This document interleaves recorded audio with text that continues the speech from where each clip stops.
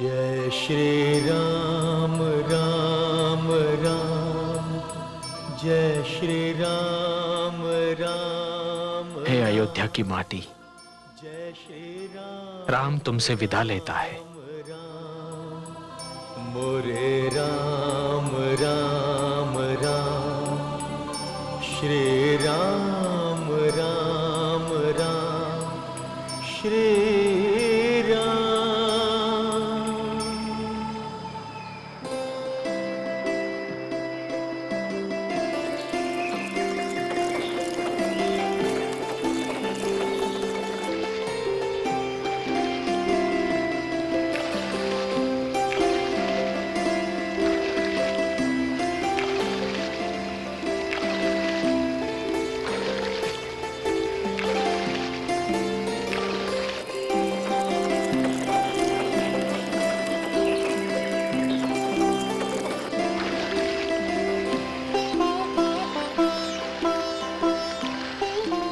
शीघ्र चलाओ सारथी, शीघ्र चलाओ, हमें अयोध्या शीघ्र ही पहुंचना है।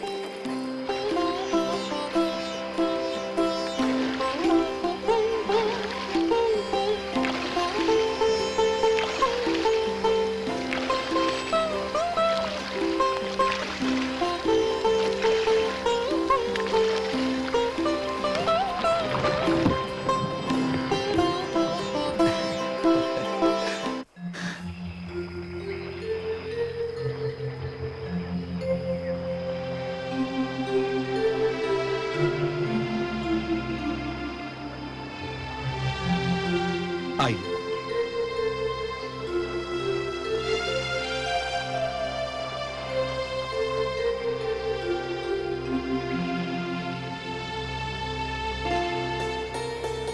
निषाद राज, मैं किन शब्दों में आपको धन्यवाद दूं? आपने हमें पार उतार दिया, किंतु मुझे खेद है निषाद राज कि आपको देने के लिए मेरे पास कुछ भी नहीं है। हम राजभवन से कुछ भी नहीं लाए। अब हम आपको उतराई कैसे दें?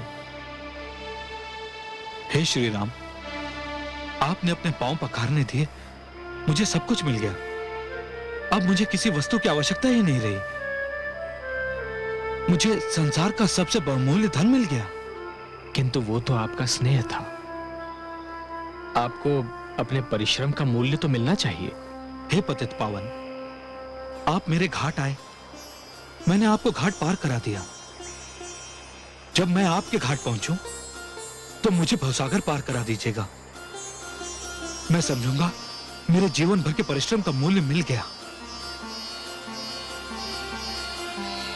महामंत्री, आपका भी कोटि कोटि धन्यवाद।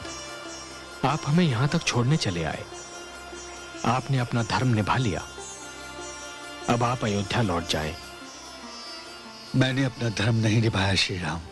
वो तो तब पूर्ण होगा जब मैं अयोध्या नरेश महाराज दशरथ का संदेश आपको सुना दूंगा। क्या है पिताश्री का संदेश? अयोध्या नरेश ने आपको संदेश और मुझे आदेश दिया है कि आप सब गंगा पार करके मेरे साथ अयोध्या लौट चलिए।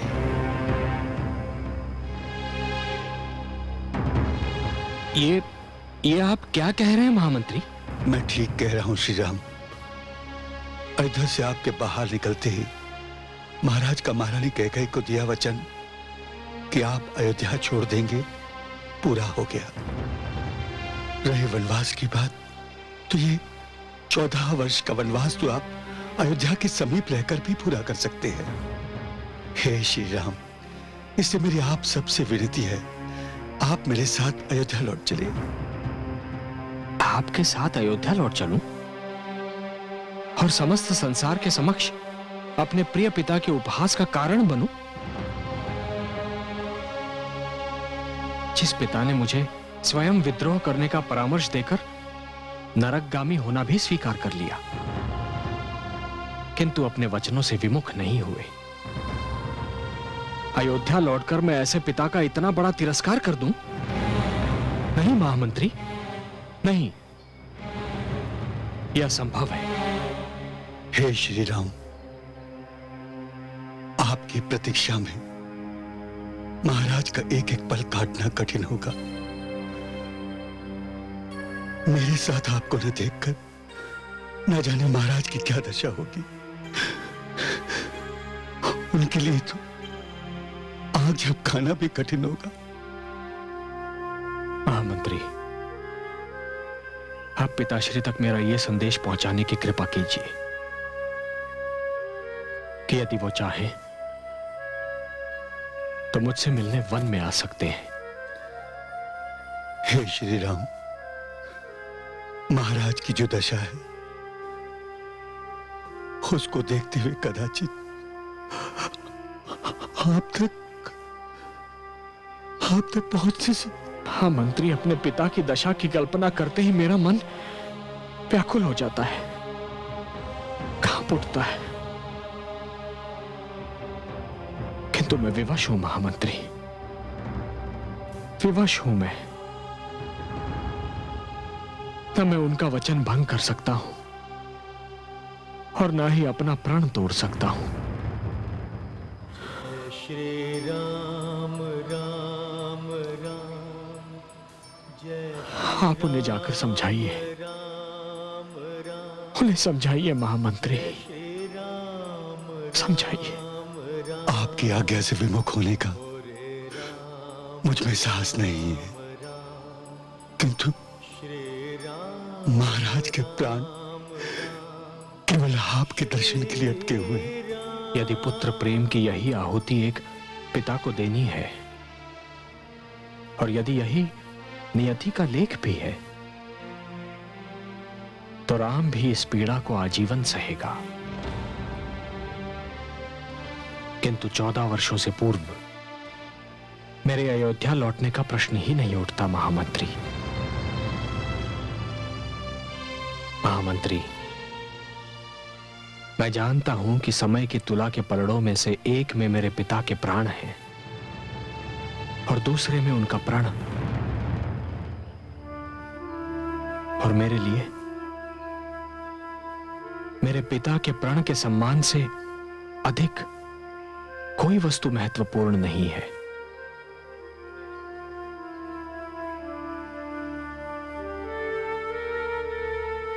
आप उन्हें हमारा यह संदेश दे दीजिए और विदा दीजिए। राम राम राम, जय श्री राम राम राम, जय श्री राम राम राम, मोरे राम राम राम, श्री राम राम राम, श्री राम।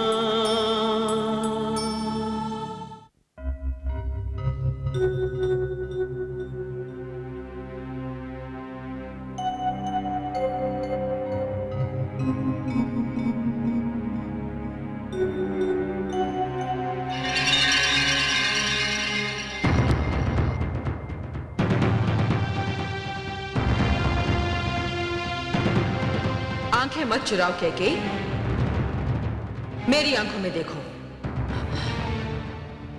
क्या चाहती हो तुम?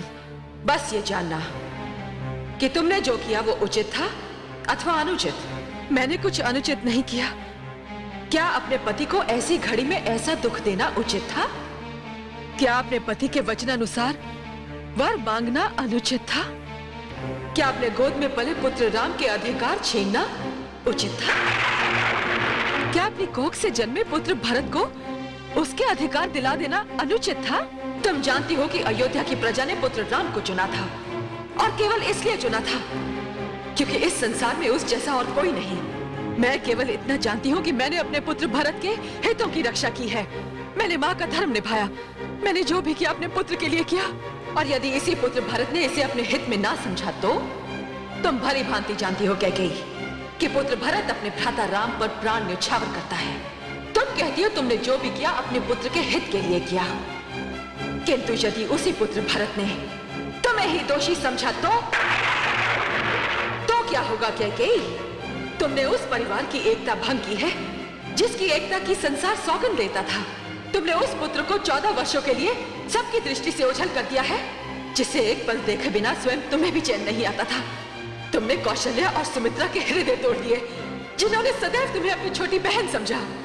नहीं, नहीं कैकेयी नहीं, तुमने सर्वथा अनुचित किया है। तुम इस पीड़ा से कभी उभर नहीं पाओगी।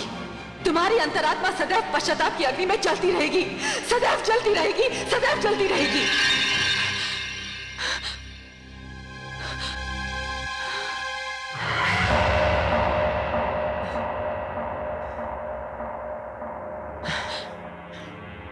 पुत्री,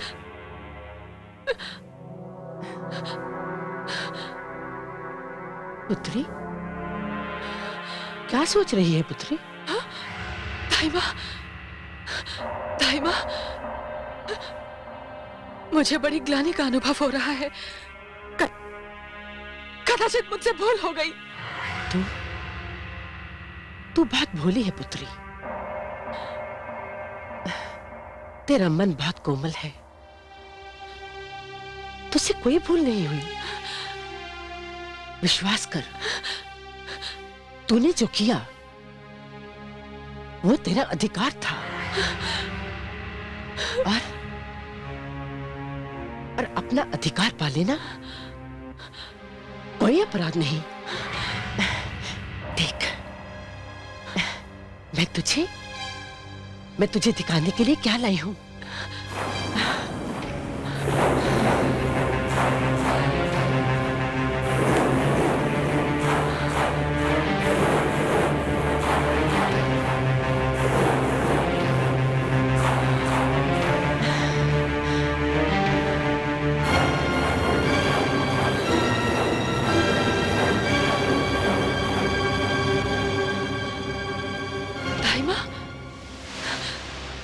ये क्या?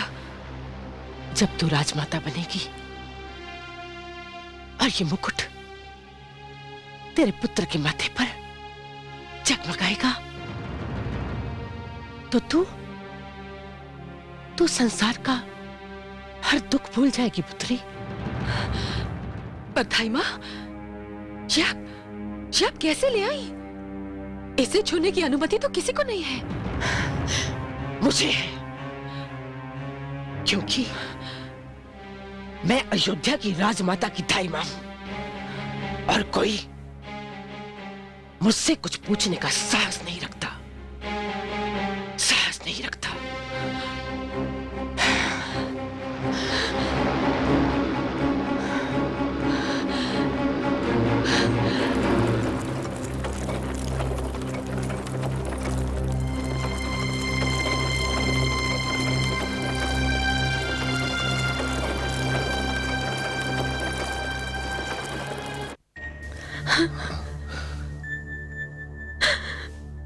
महामंत्री सुमंत लौटे या नहीं?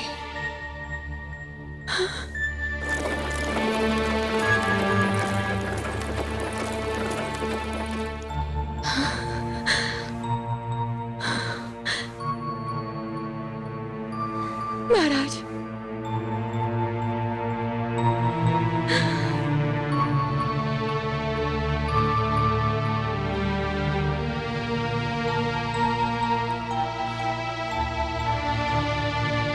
आप अकेले ही लौट आए महामंत्री? श्री राम आपके साथ नहीं आए? नहीं, श्री राम अपने निश्चय पर अड़िग रहे। उन्हें ना तो मेरा तर्क दिखा सका, ना महाराज की मनोकामना। महाराज कैसे हैं? उनकी दशा तो बहुत चिंताजनक है। मैं उन्हें ऐसी औषधि दे आया हूं जो अमृत समान प्रभाव रखती है। यही मेरे वश में था, परंतु श्री राम का आपके साथ ना आना बहुत बुरा हुआ। अब न जाने क्या होगा। कदाचित नियति का यही निर्णय था, और नियति का निर्णय अच्छा बुरा नहीं देखता। महामंत्री सुमंत, महाराज के प्राण पखेरु पिंजरे से निकलने को व्याकुल हैं, और ये सोचना तो पिंजरे का द्वार ही तोड़ देगी। जानता हूं वैदराज, पर कर क्या सकता हूं? उन्हें अभी ये सूचना मत दीजिए, उन्हें कुछ ना बताइए। वैदराज, मैं उनका महामंत्री हूं, उनका विश्वास पात्र हूं। सदैव मैंने उनके आदेश का पालन किया है। उन्हें सूचना देना मेरा धर्म है। परिणाम की चिंता होते हुए भी मुझे उन्हें सूचना देनी होगी, अन्यथा कोई भी राजा अपने महामंत्री पर विश्वास नहीं करेगा। मैंने तो सब कुछ अपने ईश्वर पर छोड़ दिया है।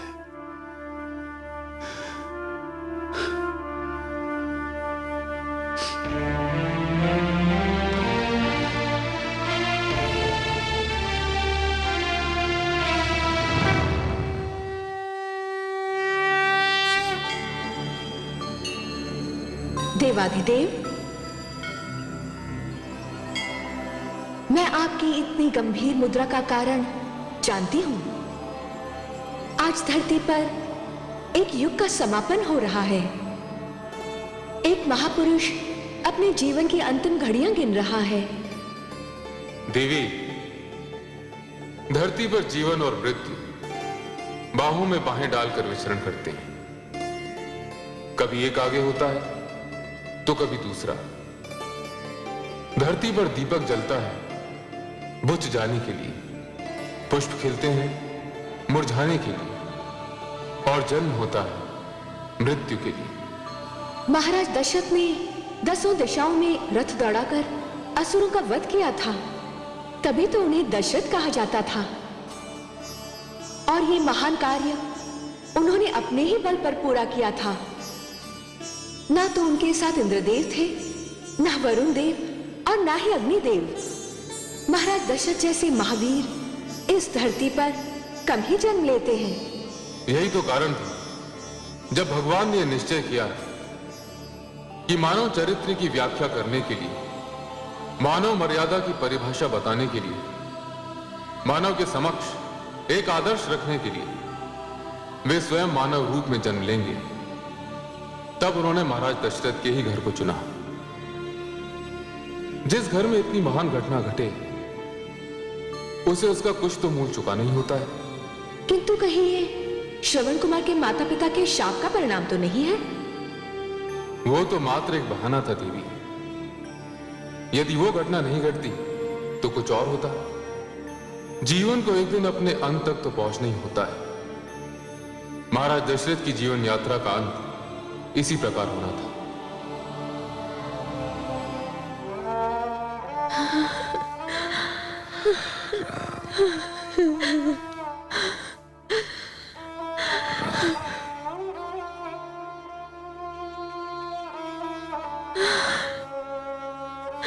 महामंत्री सुबंध अभी तक नहीं आए। मैं आपकी सेवा में उपस्थित हूं महाराज। सुमंत, सुमंत, राम कहाँ है? राम, महाराज, राम कहाँ है? महाराज आप लेटे रहिए, नहीं तो दुर्बलता और बढ़ जाएगी। महामंत्री सुमंत, क्या आपके कानों तक मेरी वाणी नहीं पहुंच पा रही? क्या मेरी वाणी भी इतनी दुर्बल हो गई है? मैं पूछ रहा हूं कि मेरा राम कहाँ है? आप उसे अपने साथ नहीं लाए? नहीं महाराज। क्यों? क्यों नहीं आया वो आपके साथ? महाराज, मैंने उन्हें समझाने का भरसक प्रयत्न किया, किंतु क्या? आपने उसे ठीक से समझाया नहीं होगा। उसे मेरी दयनीय स्थिति की सूचना ठीक से नहीं दे पाए होंगे आप। नहीं तो मेरा राम क्यों नहीं आता? क्या कहा उसने? महाराज, श्री राम ने कहा है उनके लिए संसार में उनके पिताश्री के प्राण से बढ़कर और कुछ नहीं है। वो महारानी कैकेयी को दिए गए आपके प्राण को पूरा किए बिना अयोध्या वापस नहीं लौटेंगे। शोकातुर महाराज का बड़ा और भी शोक, अंतर मन में यूं चुभा ज्यों भाले के नोक। अब अच्छा हो या बुरा जो भी हो परिणाम, बिना वचन पूरा किए कैसे लौटे राम, कैसे लौटे राम।